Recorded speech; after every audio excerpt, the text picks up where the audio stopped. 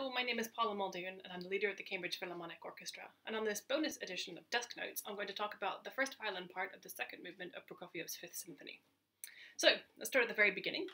These first few bars, it's very easy to rush and there's a lot of articulations going on that can really help you to keep the tempo. So the first few bars,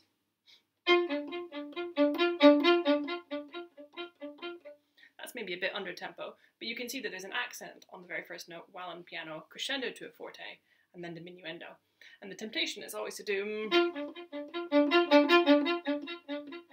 exaggerate a bit, but that is what everyone tends to do.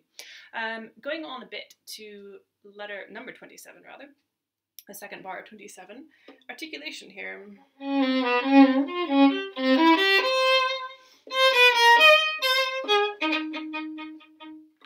So you'll notice there's these tenuto markings over the arpeggio. You see those quite a bit. Anytime you have those, it's in the upper half and that kind of stroke. The ones that don't have it, there aren't any in this phrase, they'll be a bit shorter. We'll get to those in a minute. The other thing is the last bar of that little phrase, it's got a diminuendo after it. What you want to do is think of that as being just one gesture. The diminuendos rather than too many, because that can sort of belabor it and slow it down. So it's always important what sort of beats you think in, whether you're thinking in 4 or 2, always be subdividing of course, but you need to think of the longer phrase and the longer line. So going on a bit to the entry before 28, this is 4 bars before 28, articulation again.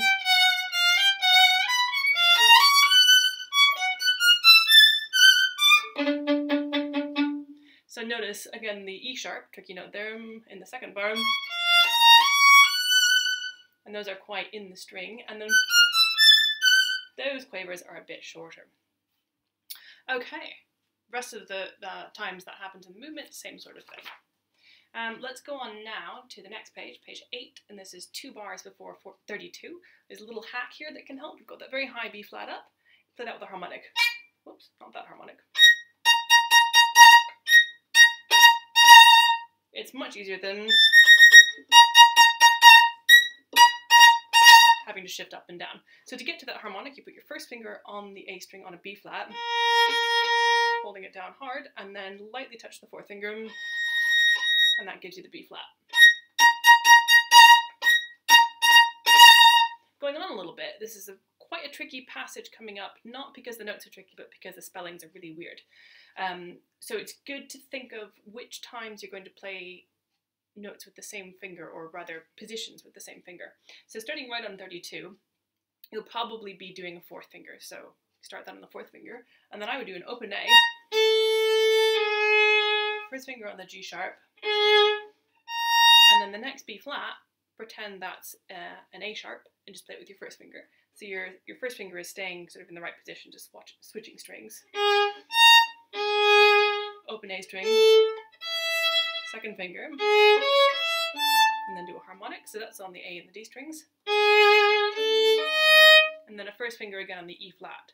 So E flat can be like a B flat, can be like an A flat, or you can think of them as all sharps, as G sharp, as D sharp, and as A sharp. First finger again on that E flat, open A string. You can absolutely trill with your 4th finger if you want. I find it's a bit more secure to do my 3rd. And then second finger on the B natural, and imagine this is the C sharp, the D flat, second finger again.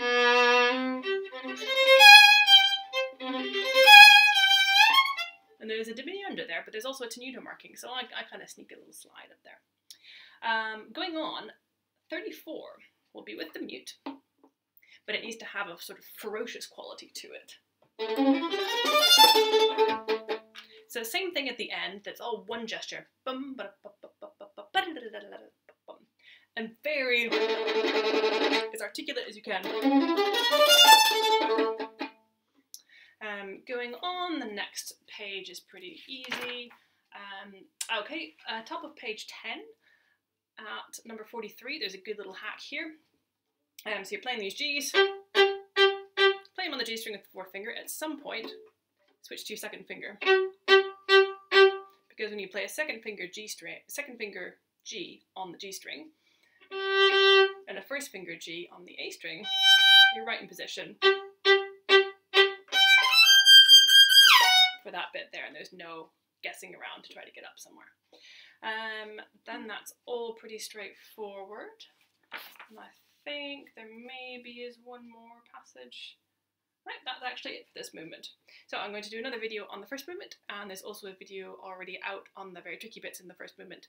I'm going to do a more broad one on the first movement as a whole. If you've got any questions or any pieces you'd like to see me do a video on, do get in touch with me on Twitter or Facebook or email even. And thanks for watching, and I'll see you next time. Bye.